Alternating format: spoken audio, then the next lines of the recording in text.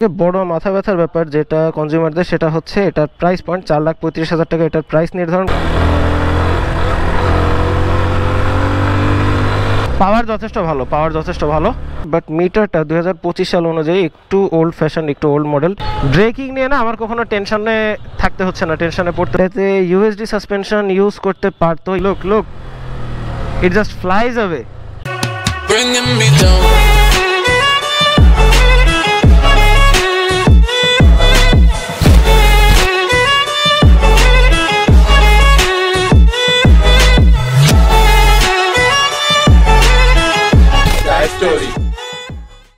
So finally Broz, অনেক দিন পর একটা ক্যাজুয়াল ভ্লগ নিয়ে আসছি, একটা ক্যাজুয়াল ভিডিও নিয়ে আসছি।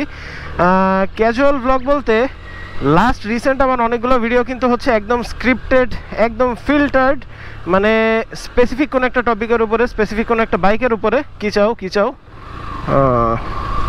ওকে। সো বাসতেছে হচ্ছে বিকেলের 6:20, বিকেল বলতে আর কিছুক্ষণের মধ্যে হয়ে যাবে সন্ধ্যা। So good afternoon and hello everyone, welcome to my YouTube channel and Facebook page Zayed story. Missed me? I bet you did. অনেক দিন ধরে এরকম ক্যাজুয়াল ভিডিও আসতেছে না, অ্যান্ড আজকের ভিডিওটা একটু গায়ে কাটা দেওয়া হইতে পারে।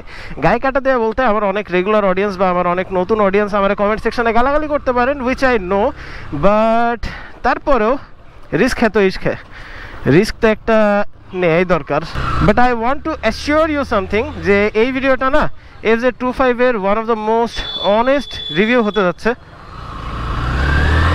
এইখানে আমি শুধুমাত্র পজিটিভ সাইডগুলাই তুলায় বলবো না।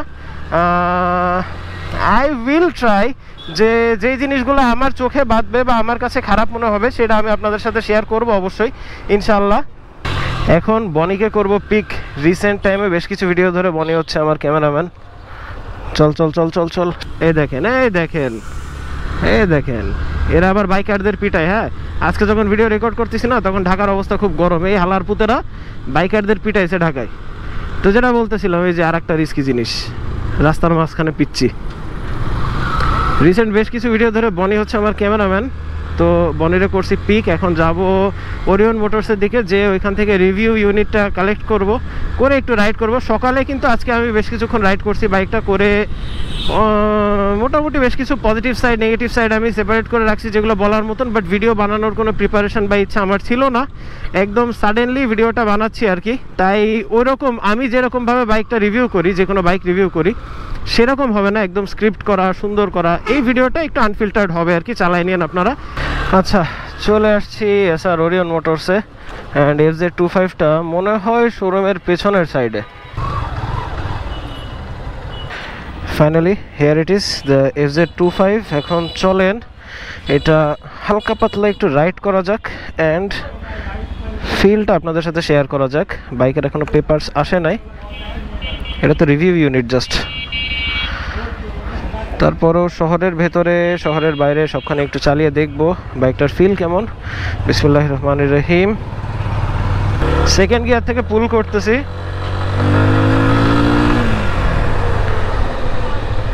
ইনিশিয়াল অ্যান্ড ব্রেকিং দুইটাই ভালো লাগছে আমার কাছে। আমি সকালবেলা চালাইছি,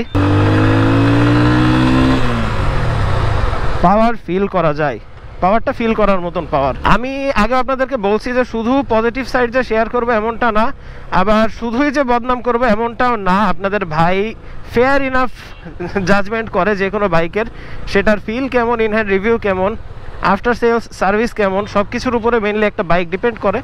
অ্যান্ড আমার চ্যানেল কিন্তু এতটাও বড় না যে কেউ আমাকে পে করে পেইড রিভিউ বানাবে। সো আমাকে দালাল ভাইবেন না, আমি যা বলতেছি সবই অনেস্টলি নিজের এক্সপিরিয়েন্স থেকে বলতেছি। সকালেও ঠিক এই রোডে আমি রাইড করছি বাইকটা, first gear, second gear, third gear থেকে যদি আমি পুল করি, না নকিং ইস্যু নাই, এটা স্মুথলি অ্যাডজাস্ট হয়ে যাচ্ছে। আর ইদানিং দেখতেছি এটা নিয়ে একটা মিম চলতেছে, কমফোর্ট মানে একদম এটাকে সোফা বসানো হচ্ছে, এটার উপরে সোফা বসে একটা মিম খুব চলতেছে। বাট কমফোর্ট মানে আসলে শুধু এটা না, রাইডিং পশ্চারটা সুন্দর এই বাইকের। MT-15 এর মতন অতটা অ্যাগ্রেসিভ না, বাট রাইডিং পশ্চারটা গুড ইনাফ। আচ্ছা, 0 to 60 একটা টেস্ট করি। এখান থেকে চালু করি, ভিডিওতে টাইমার তো দেখা যাচ্ছে।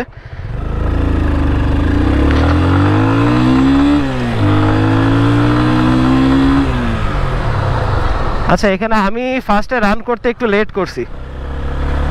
আরেকবার আমরা চেক করবো হাইওয়েতে যে। আমি কিন্তু আর একটা কথা, আমি কিন্তু সিঙ্গেল রাইড করছি না, সোলো রাইড করছি না, আমার পিছনে পিলিয়ন আছে, বনি আছে আমার সাথে এই যে পিছে। তো যে রেজাল্টটা আপনারা দেখতেছেন এটা পিলিয়ন সহ দেখতেছেন, এটা একটা কমিউটার সেগমেন্টের বাইক। সো এটা ম্যাক্সিমাম টাইম আপনারা পিলিয়ন নিয়ে, ফ্যামিলি নিয়ে, বাজার সদাই নিয়ে চালাবেন, এটাই স্বাভাবিক। তো এই জন্য আমি পিলিয়ন নিয়ে রাইড করতেছি। সাসপেনশন হ্যাঁ ভালো, খারাপ না। এফজেড সিরিজের সাসপেনশনটা অনেক বড় একটা ইউএসপি। এখন সামনে হাইওয়ে আছে, হাইওয়েতে উঠবো, হাইওয়েতে উঠলে ব্রেকিং আলহামদুলিল্লাহ ভালো। অ্যান্ড ইয়ামাহা আর সুজুকি কিন্তু এবিএস এর ভিতরে সব থেকে বেস্ট কোয়ালিটির এবিএসটা ইউজ করে, as far as I know. বামে হচ্ছে হাইওয়ে।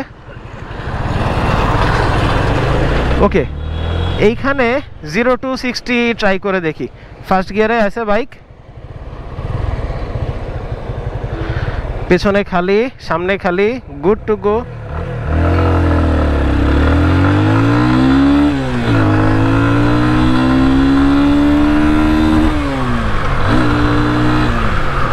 ওকে, কত সেকেন্ড এটা আমি সাইডে অ্যাড করে দেবো ভিডিওটা এডিট করার সময়। পাওয়ার যথেষ্ট ভালো, পাওয়ার যথেষ্ট ভালো, মানে এফজেড সিরিজের মধ্যে যথেষ্ট ভালো আর কি। এটার পাওয়ার হচ্ছে 20.8 বিএইচপি, যেটা হয়তো বা এর অন্যান্য কম্পিটিটর যেগুলো আছে ওইগুলোর থেকে একটু কম কাগজে কলমে, বাট এটা at the end of the day একটা কমিউটার সেগমেন্টের বাইক। তো এটা থেকে আসলে পাওয়ার নিয়ে আমি ওরকম কিছু একটা বলতে চাচ্ছি না আলাদা করে। আমিও এফজেড ভি টু রাইডার, অনেক বছর ধরে এফজেড ভি টু রাইড করছি, তার আগে পালসার রাইড করছি, এমটি রাইড করছি। তো MT-15 সাথে যদি এটাকে কম্পেয়ার করি না, মানে এটারই এক্সিস্টিং যেটা আছে আর কি, যদি MT-15 আলাদা রেঞ্জের, আলাদা ইঞ্জিন ডিসপ্লেসমেন্টের একটা বাইক, MT-15 সাথে যদি কম্পেয়ার করি, এমটি কিন্তু একদম ছিঁড়ে ফেড়ে নিয়ে চলে যায়, এরকম একটা পাওয়ার ফিল হয়। কারণ ওইটার ফ্রেমের শেপ আলাদা, ওইটার চ্যাসিসের শেপ আলাদা, ওইটার ইঞ্জিনের টিউনিংটা আলাদা, বাট এইটার পাওয়ার মোটামুটি ফিল হওয়ার মতন, একেবারে আন্ডার পাওয়ার না। হ্যাঁ, শুধু পজিটিভ সাইড নিয়ে কিন্তু আমি কথা বলবো না, আমি বলে দিয়েছি। কোথাও নিরিবিলি একটা জায়গায় দাঁড়াবো, দাঁড়িয়ে বাইকটা আপনাদের সামনে রেখে একটু আলোওয়ালা জায়গায়, সেখানে দাঁড়া আপনাদের সাথে আরও বেটারভাবে কথা হবে এটা নিয়ে। যেহেতু অন্ধকার হয়ে গেছে, আপাতত রাইডিং ফিডব্যাকটা এভাবেই চলবে। অ্যান্ড হেডলাইটে কিন্তু সামনে ইউজ করা হয়েছে একটা ডে টাইম রানিং লাইট আছে এলইডি, অ্যান্ড একটা আছে প্রজেকশন এলইডি। হেডলাইটের feedback so far so good. Headlight on off switch add করছে, বাহ। এই যে হেডলাইট অফ ছিল এতক্ষণ, ডিআরএল চালু ছিল, এই যে headlight on, and high beam, low beam. পাশের সুইচটা আমার কাছে একটু ইউনিক লাগছে, আমি নেমে দেখাবো আপনাদেরকে। পাশের সুইচটা অনেক দূর পর্যন্ত প্লে করে। ইঞ্জিনের সাউন্ডটা আমি ফার্স্টে ভাবছিলাম এটা হচ্ছে এফজেড ভি থ্রি ডিলাক্সের মতন কিছুটা, বা এফজেড এক্সের মতন, বাট লিটল বিট ডিফারেন্ট। একেবারে ডিফারেন্ট আমি বলবো না, বাট লিটল বিট ডিফারেন্ট। এখানে আমি 33, 35, 40-এ ক্রুজ করতেছি ভাঙাচোড়ার উপর দিয়ে, and the suspension setup is quite good enough. আমি নিজের বাইকটা যেভাবে চালাই আমি ঠিক সেভাবে এটাকে ট্রিট করতেছি। আমি এটাকে মানে ফুল প্রেশার দিয়ে টেস্ট করতেছি, যেভাবে আমি নিজে রাইড করি সিটির মধ্যে। টেসলা, আমি কিন্তু লুতুর পুতুর করে বাইকটা চালাচ্ছি না মোটেও, দেখছেন? হ্যান্ডেলিং গুড, 60, এই যে 0, ভাঙাচোড়া।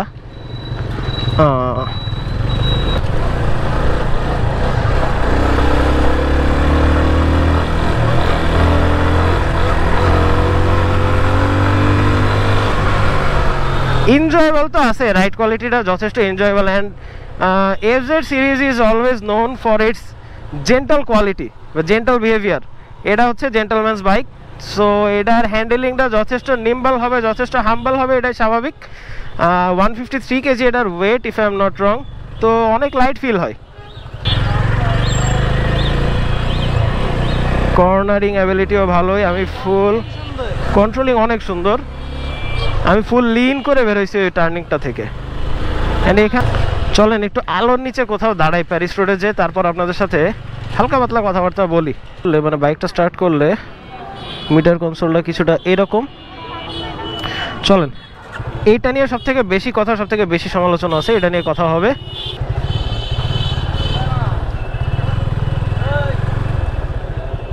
ঢুকছি যশোর কালেক্টরেট ভবনে।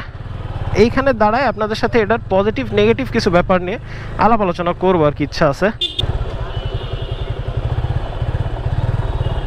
টার্নিং রেডিয়াস অনেক বেটার, অনেক বেটার।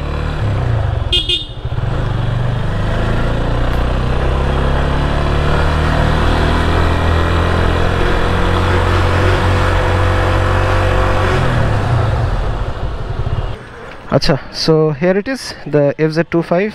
যেহেতু ভিডিও বানানো শুরু করতে করতে হয়ে গেছে সন্ধ্যা, তাই চারিদিকে কিন্তু অন্ধকার। আমি ফার্স্টে ওই সাইডে দাঁড়াতে চাইছিলাম, বাট ওইখানে অন্ধকারের জন্য ভিডিও বানাইতে পারি নাই। লঞ্চিংয়ের দিন থেকে এই কালারটার উপর আমার নজর ছিল, অ্যান্ড আজকে রিভিউ ইউনিট যেটা পাইছি সেটাও ব্ল্যাক কালারেরই ফরচুনেটলি।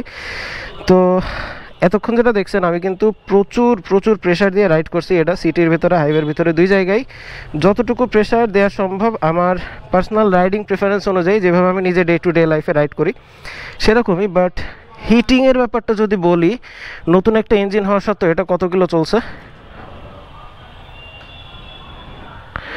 এটা আচ্ছা ওডোটা কই, 653 কিলোমিটার চলছে এটা টোটাল। তো এটার কিন্তু ব্রেকিং পিরিয়ডও যায় না এখনও। তারপর আমি যেই পরিমাণে প্রেশার এটাতে দিছি, এটা বেশ ভালো মতন হ্যান্ডেল করতে পারছে প্রেশারটা, অ্যান্ড হিটিংও তেমন একটা হয় নাই। ডিআরএলটার কথা বলতেছিলাম সামনে, এ হচ্ছে ডিআরএলটা। অ্যান্ড হেডলাইটটা যদি জ্বালাই, আচ্ছা হেডলাইট স্টার্ট দেওয়া লাগবে, থাক ওটা পরে দেখাচ্ছি। সামনে হচ্ছে প্রজেকশন এলইডি ইউজ করা হয়েছে। নেগেটিভ 3টা পয়েন্টের ব্যাপারে আমি এটার ব্যাপারে কথা বলবো। ফার্স্ট অফ অল, এটাতে নেগেটিভ না, আসলে point of improvement I would love to say. এটাতে ইউএসডি সাসপেনশন ইউজ করতে পারতো ইয়ামাহা, বাট করে নাই, হয়তো বা ফিউচারে তারা আপডেট নিয়ে আসবে কোনো। আর সব থেকে বেশি কমপ্লেন যেটার ব্যাপারে সেটা হচ্ছে এটার ইনস্ট্রুমেন্ট কনসোল। এটার ইনস্ট্রুমেন্ট কনসোল অলমোস্ট FZ-V3-র মতনই। এখানে কি কি আছে, এখানে আছে ট্রিপ মিটার, এখানে 2টা ট্রিপ মিটার আছে, এভারেজ মাইলেজ আছে, এই যে এভারেজ মাইলেজ, ঘড়ি আছে ক্লক, আর এই যে টোটাল ওডো। মোটামুটি বেসিক যে ইনফরমেশনগুলো দরকার সেগুলো শো করে মিটারে। বাট মিটারটা 2025 সাল অনুযায়ী একটু ওল্ড ফ্যাশন, একটু old model. I think ACI পরবর্তীতে এটা নিয়ে কোনো একটা আপডেট নিয়ে আসবে, এটার মিটার পরবর্তীতে চেঞ্জ হবে হয়তো বা। তো 2টা পয়েন্ট গেল, একটা হচ্ছে সাসপেনশন, একটা হচ্ছে ইনস্ট্রুমেন্ট কনসোল। আর সবথেকে বড় মাথা ব্যথার ব্যাপার যেটা কনজিউমারদের, সেটা হচ্ছে এটার প্রাইস পয়েন্ট। 4,35,000 টাকা এটার প্রাইস নির্ধারণ করা হয়েছে, যেটা অনেকের কাছে প্রবলেমেটিক মনে হয়েছে, আমার কাছেও একটু প্রবলেমেটিক মনে হয়েছে। এটা তাদের পলিসির উপরে ডিপেন্ড করে। প্রত্যেকটা কোম্পানির প্রাইসিংয়ের বা মার্কেটিংয়ের, ম্যানেজমেন্টের আলাদা আলাদা পলিসি থাকে, এটা এসিআই ভালো জানে। চলেন আবার রাইডিংয়ে ফেরত যাওয়া যাক। এটাতে কিন্তু side stand cut off feature আছে, মানে গিয়ারে আছে এখন বাইকটা। সাইড স্ট্যান্ড যদি আমি নামাই, এই যে স্টার্ট অফ, অ্যান্ড এটা স্টার্ট হবে না। নিউট্রাল যদি করি, আচ্ছা এক্সস্টের সাউন্ডটা শোনাই।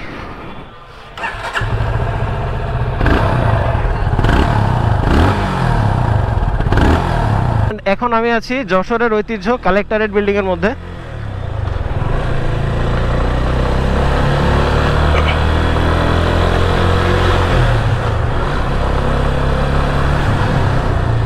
এটা ওই রকম অ্যাগ্রেসিভ না যে এটা একদম ফাড়তে ফাড়তে নিয়ে চলে যাবে আপনাকে, বাট পাওয়ার ফিগার এতটাও কম না যে আপনি বিপদে পড়বেন বা কমপ্লেন করবেন।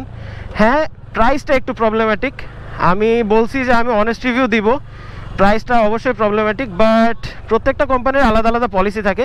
দে know it better than me যে তারা কোন কোন পলিসি ফলো করে প্রাইসটা সেট করছে। অ্যান্ড আলটিমেট কথা হচ্ছে যে এটা সবসময় যে কোনো জিনিস একটা কনজিউমারের অ্যাফোর্ডেবিলিটির উপরে ডিপেন্ড করে। If you can afford it then you can buy it, but price একটু কম হইলে ভ্যালু ফর মানি আরও বেশি হইতো। এটা হয়তো বা এই জন্য পাবলিক কমপ্লেন করতেছে, বাট যে আসলে কিনবে সে তো কিনবেই, সে কমপ্লেন করবে না। দেখা যাক, আমার কাছে খুব একটা খারাপ মনে হয় নাই, বাট প্রাইস আরেকটু যদি কম হইতো তাহলে আমি অবশ্যই ফার্স্ট প্রি বুকটা আমি দিতাম। আচ্ছা, আরেকটা জিনিস বলতে ভুলে গেছি, এ হচ্ছে এটার অয়েল কুলেন্ট আর কি, অয়েল কুলিংয়ের সিস্টেম। লাইট কতটা আসতেছে আমি জানি না, বাট ব্ল্যাক কালারটা কিন্তু মোটামুটি হেড টার্নার আমার কাছে যেরকম পছন্দ হয়েছে, আশেপাশের লোকজনও অ্যাটলিস্ট দেখতেছে আর কি। জিনিসটা সুন্দর, খারাপ না। চলেন আবার এটার রাইডিং সিটে ফেরত যাওয়া যাক। যেটা লাইটিং কিন্তু ঈদের সময় ভাইরাল হয়েছিল বেশ, যশোরের মানুষজনের খুব পছন্দ হচ্ছিল। এই রোডেও একটু রাইড করে দেখি ফিলটা কেমন।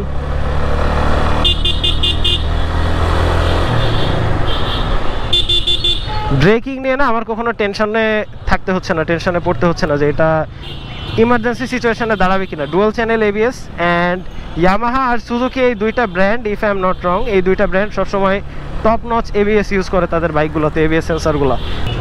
দেখি কত কম স্পেসের মধ্যে ইউটার্নটা নিতে পারি, and good to go.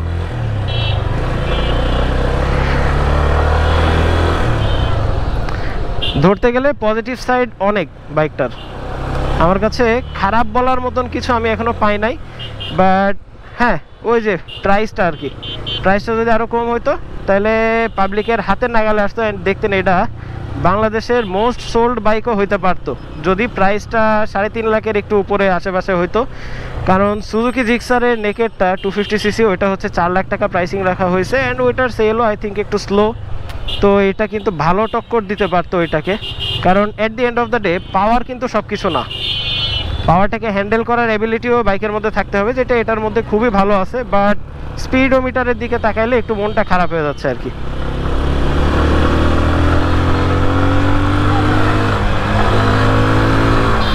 Look look look, it just flies away. আমরা আবার চলে আসছি এসআর ওরিয়ন মোটরসে, অ্যান্ড এখন বাইকটা তাদেরকে আবার ফেরত দিব।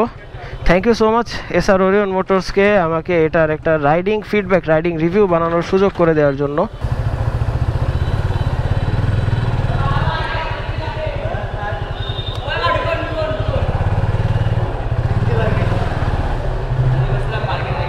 নিয়ে চলে যেতাম তাহলে।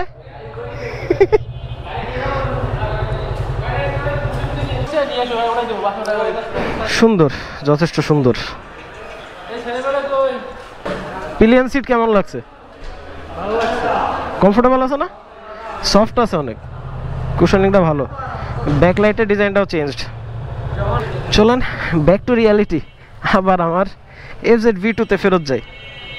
এতক্ষণ অনেক চিল করছি, অনেক এনজয় করছি। ভিউয়ারদের কাছে একটা প্রশ্ন, দাঁড়াও তোমার ফেস একটু আলোকিত করি। হ্যাঁ বলো। মানুষ বলে এই বলো, কথা হচ্ছে এই যে অনেকবার এই জিনিসটা চেঞ্জ করা উচিত কি উচিত না, এটা আমি একটা কথা বলি, এটা সরাই দিয়ে এইখানে একটা নেগান লেখা ভালো, তোমার পাবলিসিটি অনেক হয়েছে। এখন তোমার গাড়ির এই যে সামনের মুখটা দেখলি সবাই চেনে যে হ্যাঁ এটা অনেকবার গেছে। হ্যাঁ এটা ট্রু, এটা এই জিনিসগুলো আইকনিক হয়ে গেছে।